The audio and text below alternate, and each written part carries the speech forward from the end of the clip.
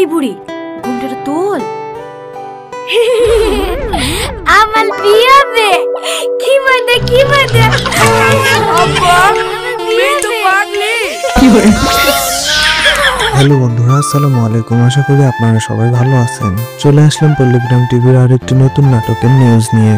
পল্লিগ্রাম টিভির নতুন নাটক ভাড়া করা বয়ফ্রেন্ড এর পার্ট 2 কবে আসবে এবং আপনারা এখন এই নাটকটির দ্বিতীয় পর্ব কিভাবে দেখবেন, এসব কিছু নিয়েই থাকছে আজকের এই ভিডিওটি।